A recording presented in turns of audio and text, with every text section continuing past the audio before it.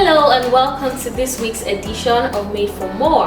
It's been an interesting journey so far, but today we are going to take it a notch higher as I have somebody very dear to my heart with me today, and we're going to be talking about consistency. Now, consistency sounds like a very simple word, but for some reason it's difficult for people to keep up with their goals and stick with what they have committed to do until they see the results. So we're going to be addressing some of these issues.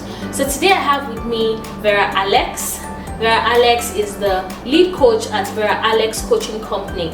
She focuses mainly on social impact coaching, and she helps change makers to achieve their social impact goals. So welcome, Vera. So good to have you here with me today. I'm super excited. So this issue about consistency, first of all, before we get into all the juice of today's discussion, what does it mean to be consistent? So consistency is doing something over and over until it achieves the results for which it was Intended. Okay. So to be consistent means you have a goal or there's something in mind that you want to achieve, and then staying through until you actually achieve what you set out to achieve. So why is it difficult for people, generally speaking now, to stick with something that they've committed to? Let me use a very popular example. Losing weight. Okay, or let's say staying fit. Okay. Losing weight or staying fit. You say, this year or in this season I just want to lose weight, I want to be fit, fit farm lifestyle, and then you actually start out, but then somewhere along the line just stop. Why is it difficult for people to be consistent? Okay, so it's a bit, I think it's not a bit, I think it's a lot difficult for people to be consistent, because there's something called the shiny object syndrome. So they're looking for information everywhere. Okay. So when they find one, they're not satisfied. They're looking for, so there is always information. There's always going to be flood of different strategies, right? So when you find one, it works for a tiny bit, or you probably do it a little bit, you see somebody else's results somewhere else, and then you want to go jump on that, right? So it's like you are not patient enough to focus on one till you see the result long term. Wow. So it's more like when there's relief, you leave. Do you see that? So that's what usually happens. Okay, well, that is something that I think I'm hearing for the first time, the shiny object syndrome. Yeah. So it's like you're attracted to so many things, and you're not. And now that social media is there, it's actually harder to have that focused attention on just one thing, right? That is going to lead me to another question. Okay. What does it take in this generation specifically to actually be focused?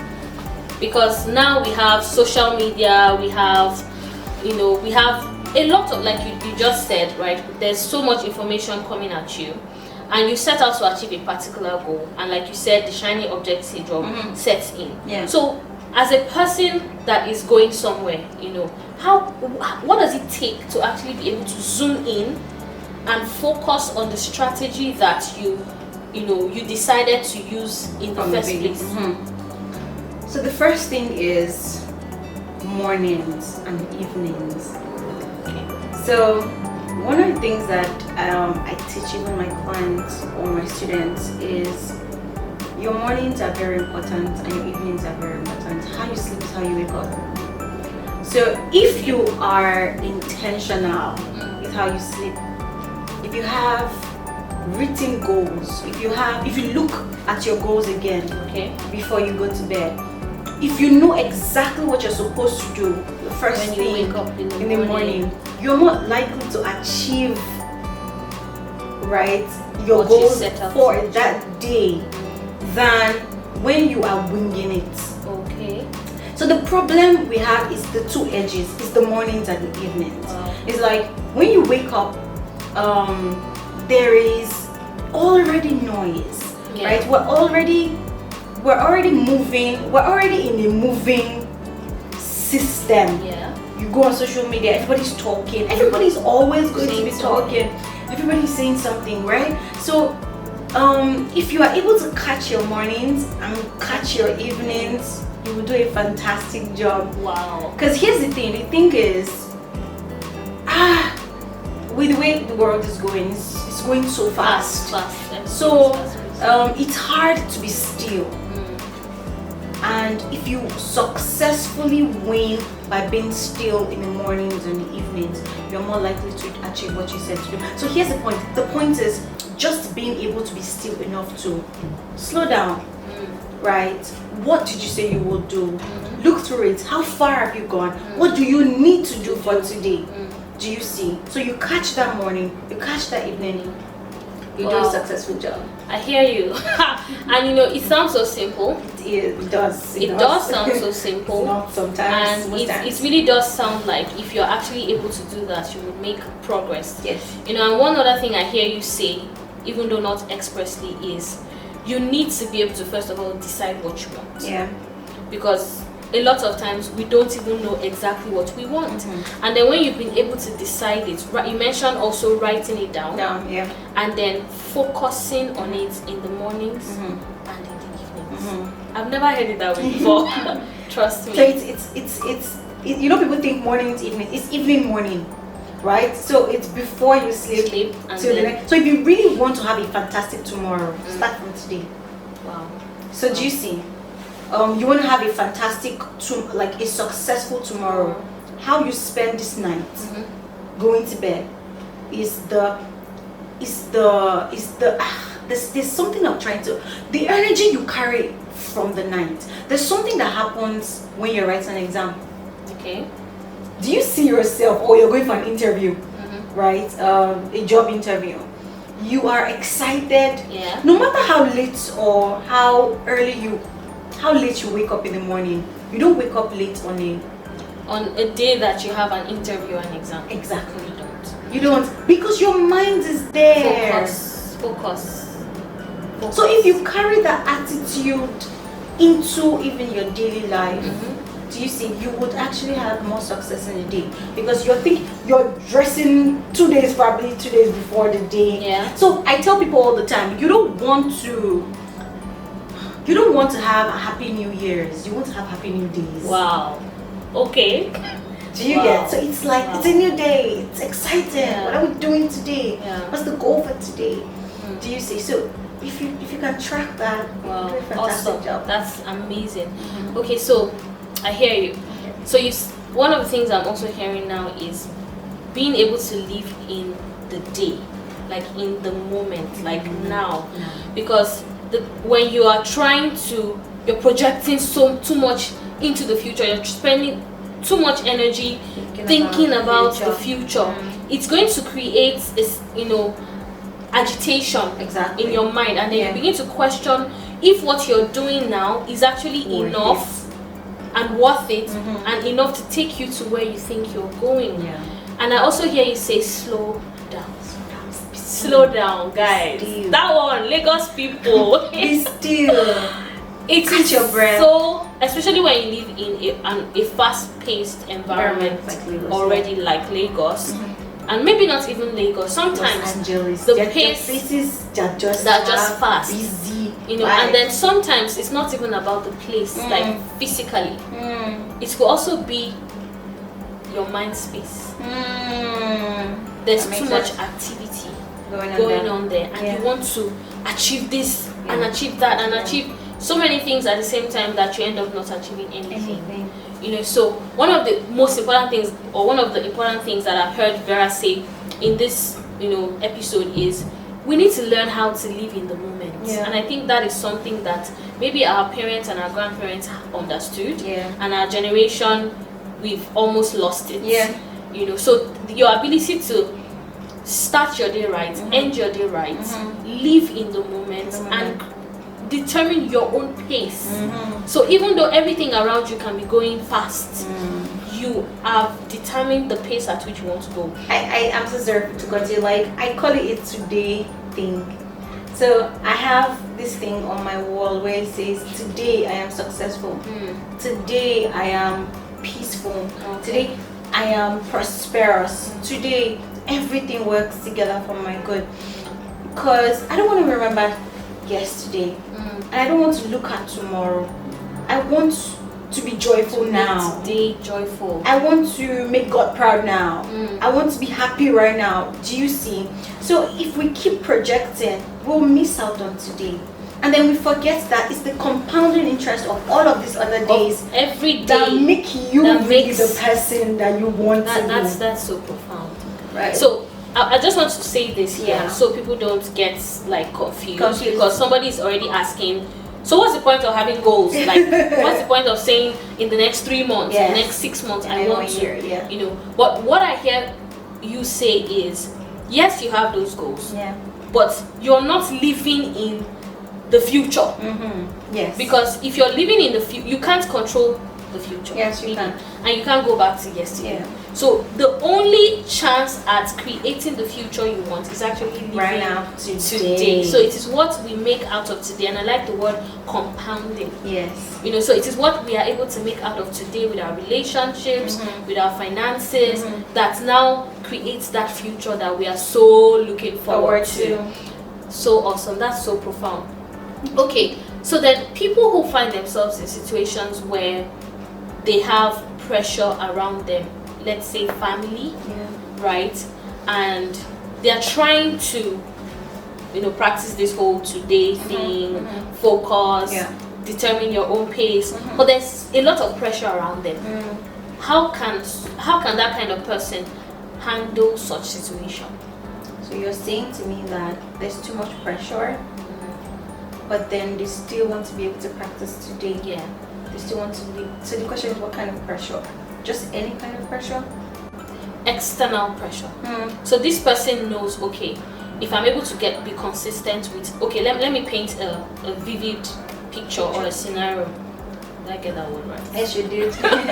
Okay, so there's this guy, his name is Bayo. Yeah. Let's just say Bayo. And Bayo is a graduate, you know, his parents were civil servants, but they pulled their weight and sent Bayo to a private school. Bayo got a degree, came out of school, and then they expect Bayo to look for a job. Yeah. So that Bayo can, first of all, be comfortable and then begin to take care of the family that has worked so hard to put him in the position that he is. But then Bayo has an idea that he believes is the future. Let's say I don't know, a Facebook kind of idea. Yeah. You know, and the Bayo says to his dad, this is the future.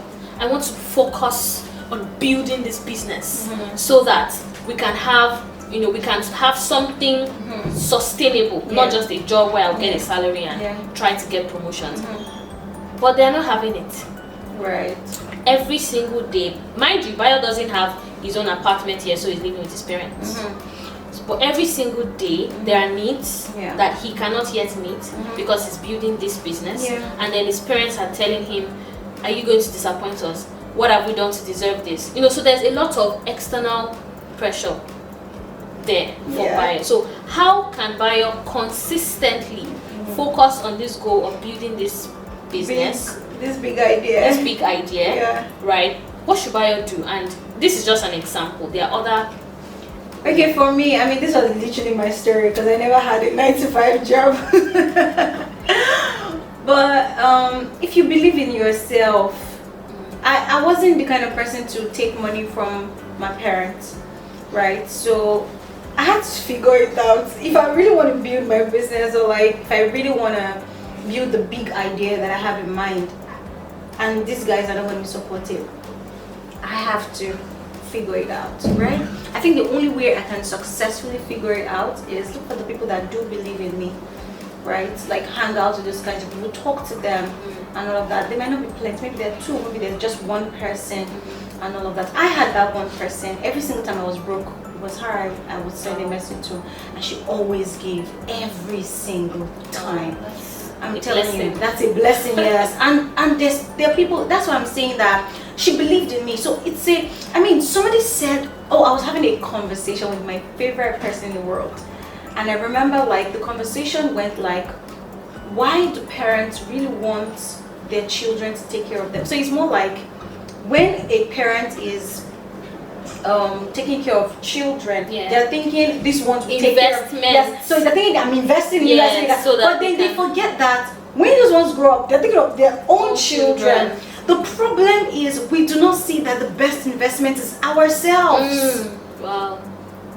If I invest, if my parents, right, let's just use them, invest in themselves, right, they got all the connections figured out, all their relationships figured out, they invested in relationships, they invested in going to business schools, they invested in wealth, they invested in all of these things. They're not doing just themselves a favor, they're doing all of us a favor. Do you see? So the thing you can actually do at this point is invest in yourself, so you don't have to rely on your kids, right, to take care of you back. So yes, you have to have people that have the same mindset as you do. And then the second thing is invest as much in yourself. So guess what? The reason why I hardly get a no when it comes to investment, when it comes to funding and all of that, is because people can see, it's tangible, that this person is doing so much with her life. If it fails, I can still go back to them and say it failed, and guess what? They won't say no, your idea is bad, because they know there's something that's going to come out of this at the end of the day. It might not be right now, but eventually it will, because this person knows what they're doing. And it's almost natural. These are the kinds of people that know how success works. You fail, you come down, you come back up again, you start again, and all of that. They know how it works. Wow. So that's it. So what I hear you say now is two major things, or maybe three. First, you need to have people around you who actually believe in what you're trying to do, or what you're trying to build. Because really, I can attest to the fact that if you're going at it alone, completely by yourself, nobody, it can be draining. Yes, it can be. And you can get to the point where you're like, you know what, I can't do this anymore. You know, so if it's just one person or two people, there has to be a support system that keeps you going. And the second thing I hear you say is invest in yourself. And this is one thing that so many people don't pay attention to. You know, and you made a good example from, you know, parents investing in their children, so that it's like a retirement plan. Like, oh, if I give my children the best life, they will take care of me in my old age. I mean, any child that has sense would want to take care of their parents in their old age, but then it's not a responsibility of the children. Really.